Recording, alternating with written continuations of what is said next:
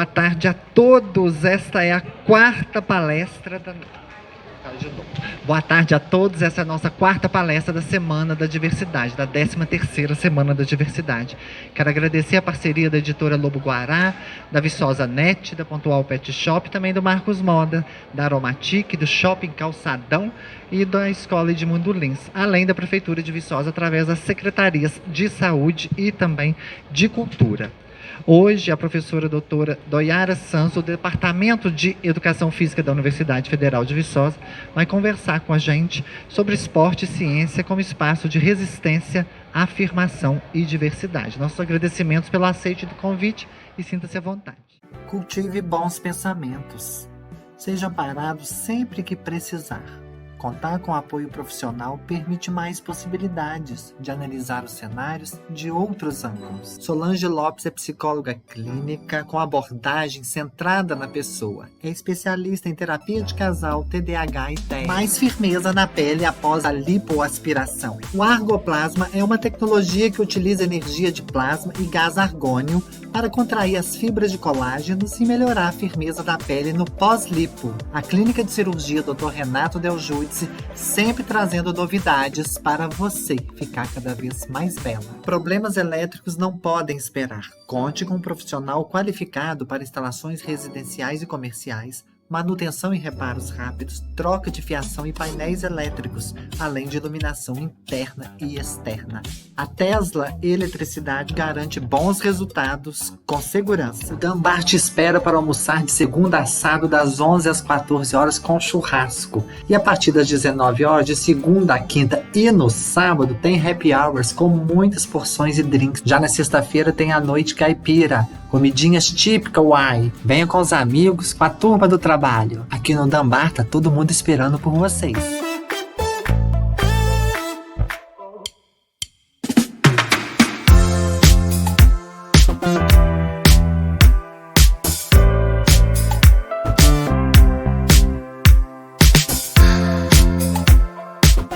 Parabéns por mais uma semana da diversidade com sucesso aqui em Viçosa, fico feliz. Bom, eu sou Doiara, obrigada pelas apresentações, obrigada às pessoas presentes. Que máximo ter esse espaço para a gente dialogar sobre coisas tão importantes que eu gosto muito, ciência e esporte, né? A princípio, se a gente tem uma imagem de senso comum, ciência e esporte nos inspiram pensamentos até positivos, né? Nossa, o esporte contribui para a vida das pessoas. Nossa, a ciência é importante para nos dar soluções para várias coisas. Mas também tem um outro lado, né? Quando a gente começa a ver contestações sobre a relevância da ciência, quando a gente começa a ver o esporte sendo um espaço também de problemas, de acontecimentos tristes. Então, é uma abordagem dúbia tratar ciência e esporte como espaços de resistência e afirmação da diversidade. O pressuposto é dúbio, parecem coisas muito legais. Ciência e esporte, uau! Se a gente vê nos discursos políticos, todo mundo endereça atenção para isso. Não, vamos melhorar a ciência, vamos melhorar o esporte. Mas esses dois contextos, eles têm problemas. É por isso que eu escolhi esse título, da gente falar que eles também podem ser espaço para a gente resistir, que num primeiro momento é sobreviver, né, às implicações que cada um trazem para nós.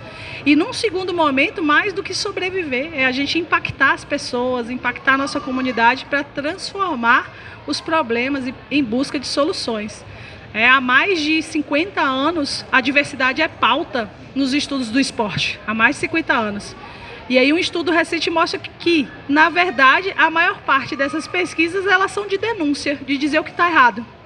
De dizer assim, olha, existe esse problema, existe a homofobia, existe a transfobia. E poucos estudos trazem soluções, né, apontamentos de como podemos caminhar diante disso. Então, eu escolhi começar assim esse nosso momento e espero contribuir para o entendimento de todo mundo a respeito disso. Pode passar. Então, existem construções sociais ligadas aos dois, né? Então, um menino que se interessa desde cedo pelas danças, como o balé, né? Uma menina que desde cedo se interessa pela ciência.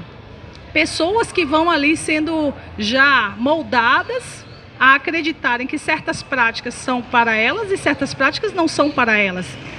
E isso vai perpetuando no imaginário das pessoas, no imaginário social, né? Então esse esporte é de menina, então esse esporte é de menino, esse binarismo que vai moldando a percepção de todo mundo, não só de quem pratica, como de quem assiste, né? Eu lembro eu mesma brincando na rua com os meninos de futebol na minha infância e a minha vizinha denunciando para minha mãe: ó, sua filha está brincando no meio dos meninos de futebol. Não pode, né? Então, como a gente vai ouvindo essas coisas muito arbitrárias desde muito cedo, produzindo um binarismo e uma crença de que certos espaços, como a ciência também, é um espaço de construção social. Quantas mulheres, lá no final do século XIX, tinham que publicar livros com pseudônimos, né? Ou seja, nomes que não eram os nomes delas, nomes masculinos socialmente, para que pudessem ser aceitos pelas editoras. Então, a ciência, a escrita, a literatura, todos esses espaços foram construídos por meio de binarismos excludentes, né? E que hoje são espaços que a gente tem que contestar e debater, e a gente está aí, nesse momento aqui tão bonito produzido, né, da Semana da Diversidade, para falar disso. São relações que envolvem poder, identidade. Só muito recentemente, no mundo da ciência, entre os professores universitários, por exemplo, é que foi se equiparar o número de professores homens e mulheres. Olha que a gente está falando do lado binário da coisa, né? Então, por muito tempo, ser professor universitário era uma tarefa de homem. E homem de um certo status, de uma certa classe, de uma certa cor de pele, né? A gente não está falando, então, de um espaço... É muito comum a gente pensar na mulher professora, da educação das criancinhas. Trabalhos menores remunerados, associado à ideia de cuidar da criança. Mas não é comum a gente pensar na mulher de jaleco, cientista. É mais comum a gente pensar numa figura de homem. Isso é uma construção social. Então, esses dois espaços têm relações de poder, de identidade, e têm exclusões históricas associadas a eles, no esporte e na ciência. Como a mulher foi dificultada a sua trajetória na ciência, e como outras identidades possíveis nas questões de gênero foram silenciadas, invisibilizadas, tratadas como indiferentes. Agora que a gente está escutando pela primeira vez falar assim, ó, a primeira doutora trans de tal universidade, puxa, agora a primeira vez, né? Como assim a primeira, né? A primeira a gente aclama isso e que bom, finalmente. Por um lado sim, mas por outro que triste que só agora, né? Quantas pessoas não tiveram a chance de se tornar cientistas por conta de suas identidades, né, dissonantes, suas identidades não normativas, que a gente trata dessa forma, né? Pode passar, obrigada. Então, ciência legitimou exclusões, gente. A ciência não é sempre tão legal. Às vezes a ciência vai... Por exemplo, sabe quem se amparou muito na ciência? Hitler. Ele dizia que era científico, né, que a raça ariana era superior. Então, a gente tem que desromantizar a ideia de que a ciência é sempre legal. A ciência tem um negócio chamado racismo científico, né, que legitimou várias decisões políticas, movimentos catastróficos, movimentos que assassinaram pessoas. O nazismo se amparava na ciência. Não é curioso como isso vai se moldando sobre uma ideia de que ciência é bom, é legítimo, não é senso comum. Mas, na verdade, a ciência ela sofre essas interferências dessas relações de poder sobre a qual a gente conversou. A ciência, ela é tida assim, foi graças à ciência que a gente superou crenças que eram só pautadas na religião, né? Graças à ciência que a gente parou de só ter como referência de decisão, de crença, a religião. Mas a ciência, ela perpetua problemas, né? Ela não foi tão pura e simples essa transição entre religião e ciência, né? Pseudociências naturalizaram desigualdades. O que é naturalizar algo? É tornar algo comum. Então, é natural que seja assim, é assim mesmo. É natural, né, que uma pessoa, que uma mulher seja, entre aspas, inferior. É natural que um homem negro não seja um jogador de futebol considerado inteligente e sim forte, porque são os atributos físicos dele que destacam. A gente precisa, então, desnaturalizar esses processos, né? As ciências, elas às vezes funcionam como legitimação de ideias que não são necessariamente científicas. A medicina patologizou corpos deficientes, corpos trans, corpos homossexuais. Quando a ciência usou o sufixo ismo na psiquiatria para falar em homossexualismo, né? E isso está numa lista de doenças da OMS. E isso é muito recente que isso vai se desconstruir. Isso é enraizado em histórias muito densas, né? Essas crenças e esses acontecimentos. Então, houve aí patologização de identidades que não eram tidas como, entre aspas, normais, que é a tal da normatividade que a gente fala quando se normatiza algo, como se diz, isso é normal, isso não é. E isso afeta, se a gente pensar em diversidade numa perspectiva ampla, é raça, gênero, classe, que são naturalizados como sistemas de opressão, então é natural, né, que você passe por certas situações. E aí a ciência agora tem que fazer esse movimento de busca, de desconstrução disso, e por isso que a gente fala em ciência engajada, que é uma ciência que busca se engajar em pautas, que não se diz neutra, que vai tentar colaborar para a humanidade melhorar, de fato, a partir de uma perspectiva, sim. Eu defendo, então, a igualdade de participação de todas as pessoas no esporte. Então, é a partir disso que eu vou produzir ciência, e não o contrário, né? É a partir de ideias naturalizadas que eu vou afirmar e reafirmar certos espaços. E, além da patologização, houve a criminalização, né?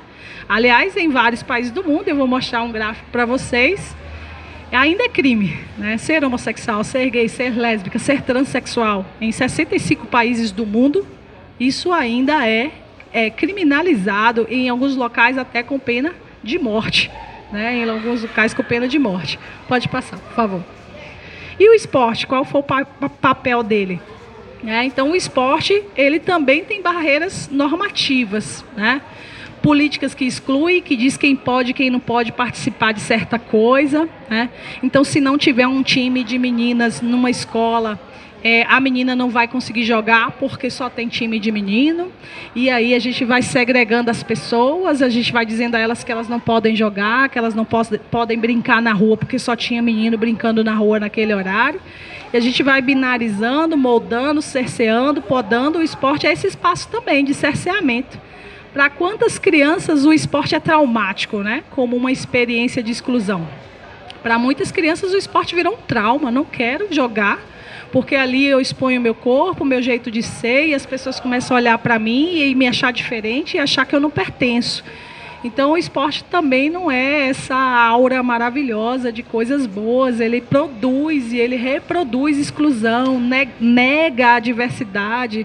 Quando, por exemplo, numa experiência na minha família, uma criança se interessou em fazer balé na escola, que oferecia essa prática. Mas essa criança foi dita a ela que não dava, porque a turma era para meninas, né? Então a gente começa a, dali já, a podar, a cercear as pessoas de experiências que para elas podiam ser transformadoras, né? Além disso, quando alguém ousa jogar, brincar, estar em meio a outras pessoas, o que acontece? Hostilidade, né? Vários estudos mostram que parte das plateias, dos espectadores, os maiores insultos verbais contra atletas ou participantes de eventos esportivos em todos os níveis, desde o amador aqui na cidade, ali, né? Ou até lá na competição, que é o que mais chama a atenção das pessoas, são as competições internacionais, mas a gente tem que pensar na nossa comunidade. Quando a gente passa aqui em Viçosa, em qualquer quadra pública ali no campus, quem está jogando? Quem pode jogar? Né? Quem são as pessoas que ocupam o espaço público? Né? Esse espaço público, muitas vezes, ele está dominado por um certo perfil, que a gente conhece bem, né? Que é o perfil dos homens, dos meninos, normalmente de classe mais favorecida, né? Que tem acesso aos projetos de extensão, que podem se deslocar para ir praticar esporte num certo lugar. Então, a diversidade tem que pensar de uma maneira integrada com vários elementos, não só questões de gênero e sexualidade, mas também questões de raça, classe, que afetam a experiência das pessoas com o esporte. O esporte faz proibições do que pode e o que não pode. Os insultos verbais, tem um gráfico muito bom sobre isso, vou mostrar para vocês. Um gráfico não, um dado percentual de um estudo feito em muitos países que mostra os insultos contra pessoas que apresentam características que não são aquelas tidas como padrão normativo, né? Que são as pessoas que vão expressar uma corporeidade no seu jeito de ser, de se expressar, de gesticular, de caminhar, de correr, e que vão sofrer insulto verbal do público, que é o maior agente disso. O maior agente de insulto verbal em competições esportivas é o público. Isso é muito triste, né? Então o esporte ele tem essas barreiras ainda. Ali tem a Tiffany, né? Que é emblemática por estar no esporte de rendimento. Mas imagine aqui uma mulher trans nesta cidade jogando voleibol. Que tipo de experiência ela pode passar numa competição? Que tipo de experiência ela pode passar caminhando na UFV, né? Em relação à sua corporeidade, à sua identidade. Pode passar. Então esse, por exemplo, é o gráfico que lista os 65 países onde, por exemplo, aí tirando uma das questões de sexualidade, que é a homossexualidade, é ilegal, criminalizado com diversos tipos de pena, desde a prisão até a pena de morte. Em vermelho são os países de mais questões críticas. A gente pensa, o continente africano tem bastante? Tem, mas tem na América do Sul e Central, tem também na Ásia, criminalização, certo? Pode passar isso também. Aqui, se a gente olhar para os Estados Unidos, né, que hoje vive um momento político mais crítico ainda, esse dado aqui é de 2023. Em rosa, vocês vão ver em destaque estados que têm leis estaduais proibindo a participação de pessoas trans no esporte em qualquer nível, escolar, né, no nível de rendimento e no nível amador. Se for uma competição, naqueles estados, a pessoa trans, simplesmente ela não pode.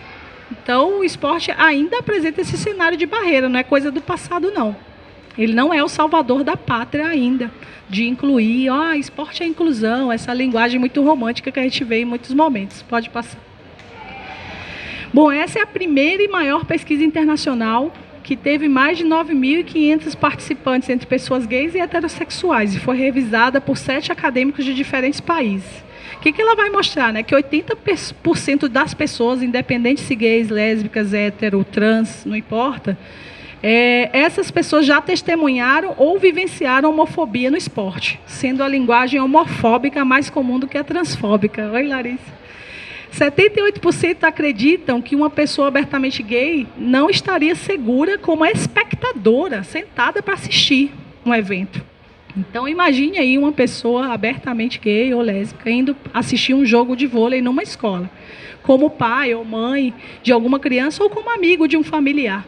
Ela tem um risco altíssimo, né, de sofrer preconceito e não estar segura, sob risco de sofrer violência no espaço do esporte.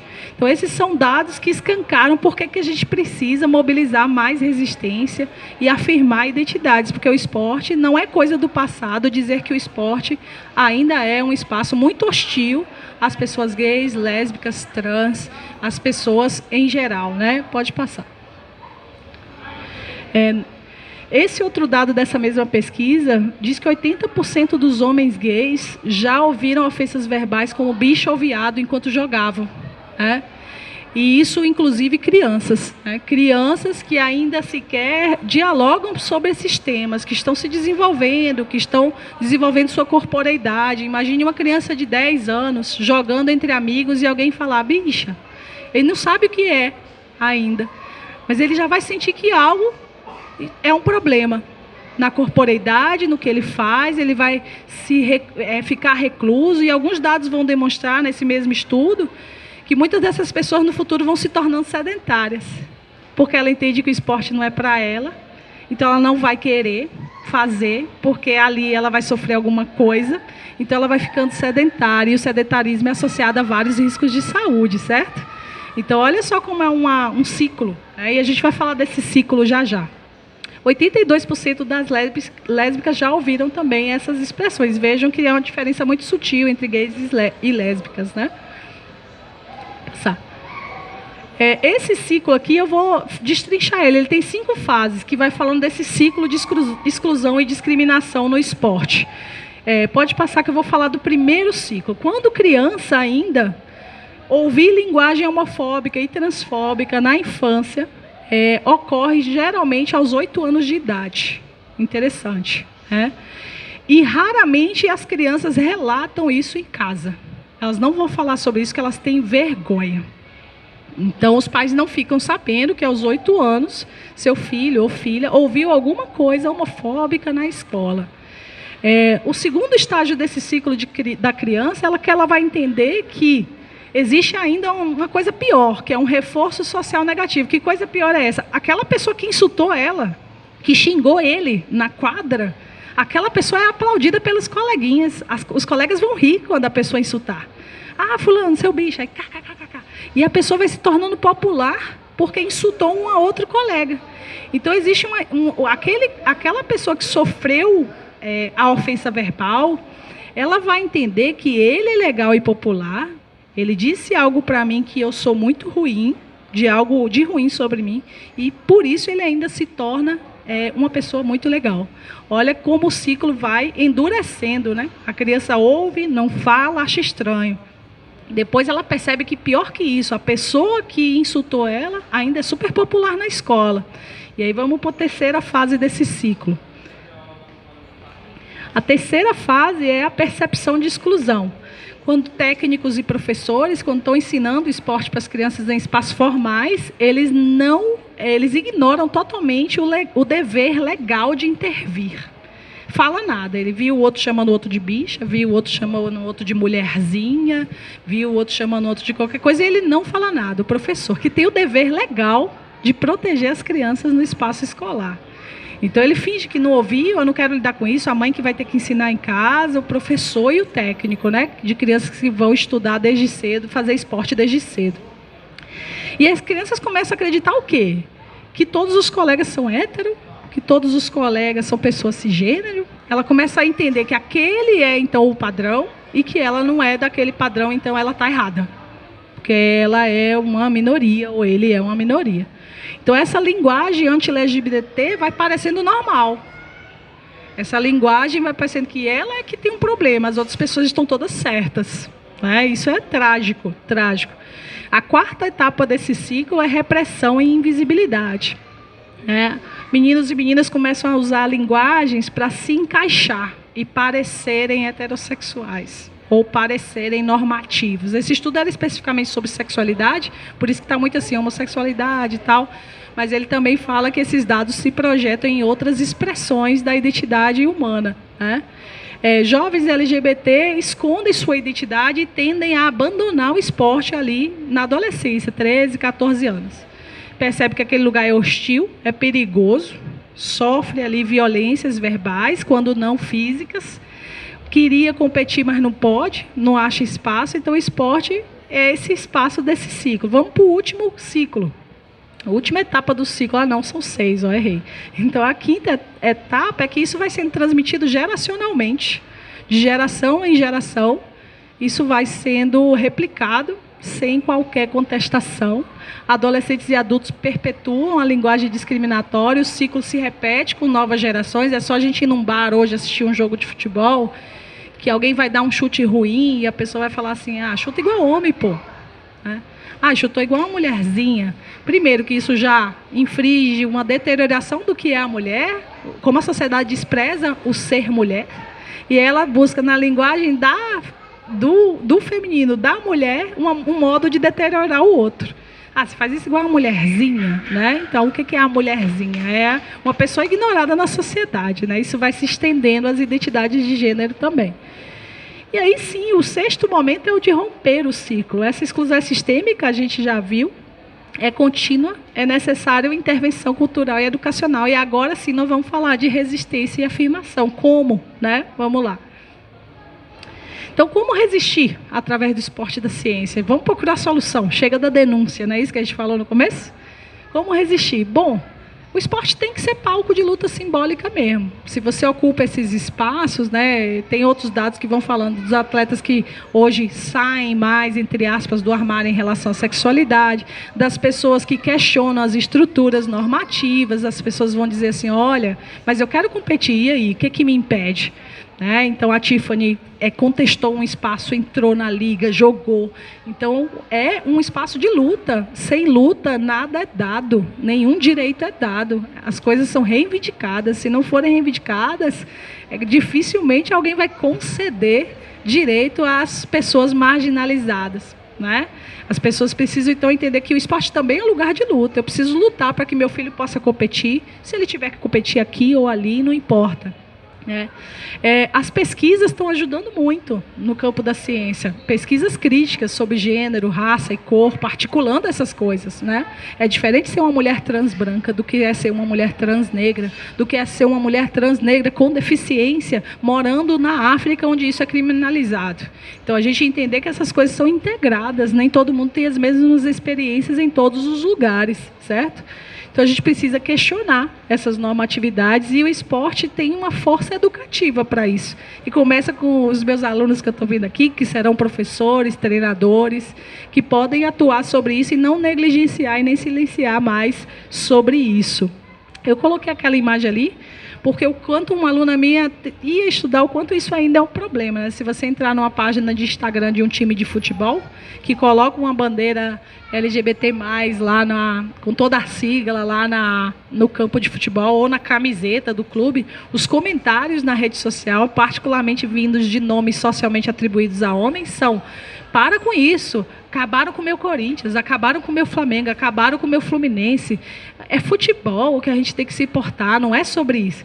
Então, ver que hoje esses clubes, eles estão atuando em campanhas, eles estão sensibilizando o tema diante de torcidas que são hegemonicamente homens, preconceituosos, etc., é um espaço de luta, é um tipo de luta. Fazer campanha é um tipo de luta. Basta? A gente sabe que não. Mas é uma forma de deixar de ser invisível aquele tema ali. Ele não é mais invisível ali, né? Pode passar, por favor. Quando a gente produz dados e evidências, a gente favorece a inclusão, né? Então, hoje, por exemplo, a gente já sabe que não existe uma regra comum em relação ao esporte competitivo que possa delimitar quem pode e quem não pode competir. Cada modalidade tem que fazer muito estudo fisiológico, cultural. Apenas 1% ou menos de 1% das pessoas do mundo são pessoas trans. E mesmo assim, as poucas que se aventuram a praticar esporte, elas são barradas por políticas que dizem que estão ancoradas na ciência, mas o fato é que tem pouca ciência substanciando isso. Tem mais crença e tem mais posicionamento ideológico, né, excludente, do que, de fato, ciência ancorando essas políticas, né? Então, a gente tem que produzir isso para causar impacto nas legislações, nos regulamentos esportivos, na formação cidadã pela prática esportiva. Então, quando um pai de um aluno questiona: mas por que você está ensinando gênero e esporte na escola? Você poder dizer: não, porque, olha, no Brasil existe uma normativa que diz que a gente tem que ensinar na escola, né? Então, vocês viram nos últimos anos várias leis da mordaça sendo planejadas no Congresso para impedir professores de usarem o tema nas aulas, né? Então, a educação, ela é constantemente alvejada em relação ao que ela pode e que ela não pode trazer para a formação dos jovens. E isso é um problema. Ali também é um espaço de resistência. A gente conseguir se amparar em leis e políticas educacionais que possam favorecer o nosso trabalho na formação das pessoas, né? Pode passar. Outras formas de resistência se dão na criação de clubes, ligas comunitárias, associações, que têm espaços de inclusão no esporte amador, né? Então, ainda bem, esse tipo de associação tem se proliferado. Algumas pessoas vão olhar para isso e dizer assim: existe então um futebol de pessoas trans ali numa comunidade não sei aonde, mas isso não é meio segregador, então só jogas.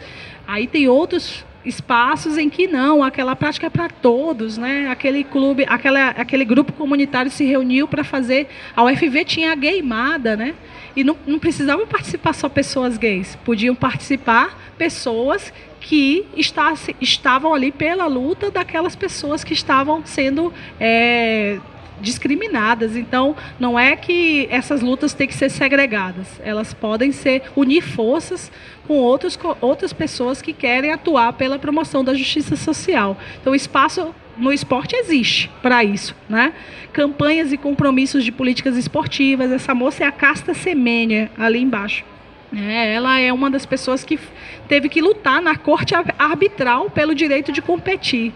Até então, porque os exames dela demonstravam que ela produzia mais testosterona do que a média das mulheres. E isso por si só fez com que ela fosse impedida de competir e ela não desistiu. Então ela foi lutar, perdeu algumas decisões judiciais e ganhou na instância dos direitos humanos. Não sabemos se ela vai voltar a competir. Mas a resistência se dá assim, na luta, na criação de possibilidades. E é por isso que a gente está aqui nesse momento falando sobre isso.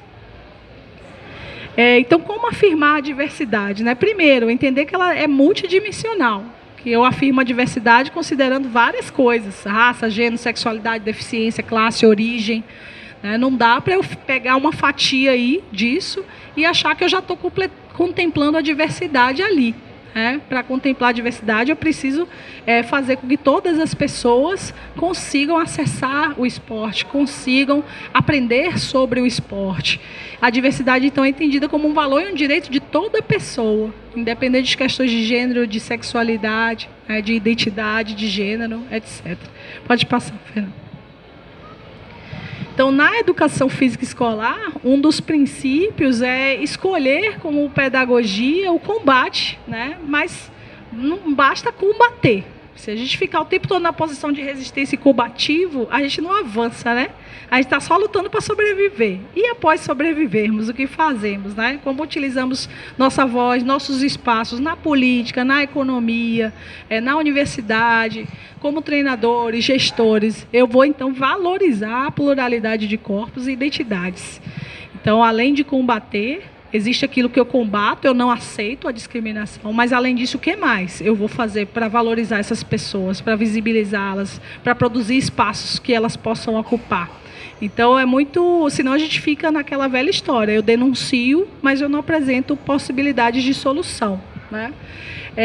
Por isso, sensibilizar profissionais de todas as áreas, né? Treinadores, gestores esportivos, professores, política pública, para a sociedade criar contextos mais seguros, mais inclusivos, né? Se a gente parar para pensar nessas oportunidades de diálogo aqui, a gente está fazendo isso, né? Sensibilizando, conversando, visibilizando, pensando em oportunidades de tratar disso. E no esporte, então, quem está mais envolvido com o esporte, além de atleta? Treinador, gestor esportivo, professor, secretários de esporte da cidade. Enfim, essas pessoas, elas precisam ser atuantes.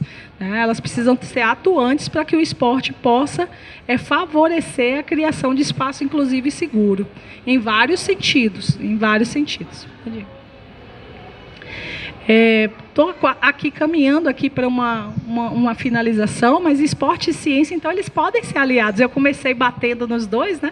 Dizendo assim, olha, o esporte foi excludente, a ciência já foi pseudociência, os dois fizeram coisas muito malucas para as pessoas, tornaram as pessoas traumatizadas em vários momentos da história. Mas a gente tem que olhar para eles também como aliados na afirmação da diversidade, né? Eles podem se aliar para não apenas se tornarem uma pauta ética à diversidade, mas um motor de como inovar, então, nas políticas que eu possa garantir que todas as pessoas possam praticar esporte. Na inclusão, na excelência, no esporte e na ciência, a diversidade ela pode transformar estruturas, desafiar estigmas e ampliar horizontes, né? Então, em vez de a gente ter aquela imagem inicial de exclusão, de sentimento de não pertencimento, aí a gente vê hoje alguns estádios, como aquele ali que é o de Brasília, né, fazendo campanhas, mostrando assim, as torcidas são bem-vindas, independente de quem você seja, né? E aí a gente sabe que a campanha por si só não resolve, mas ela mostra um posicionamento que vai abrindo espaços para conversas, né? Temos aí algumas torcidas organizadas, acho que a Gaviões da Fiel e outras torcidas de outros clubes que se organizam para estar no estádio juntos, se sentindo seguro, independente de sua identidade de gênero, independente de questões de gênero. Então, tratá-los como aliados, gente, é um caminho para a gente pensar, mas isso não vai se dar do nada. A gente precisa agir. O que eu posso fazer aqui como professor dessa escola para que nenhuma criança se sinta reprimida sobre a forma como ela corre? E se alguém disser algo para essa criança, será que eu posso criar um protocolo aqui como professor dessa escola para que seja possível acionar as diferentes instâncias para coibir práticas discriminatórias, né?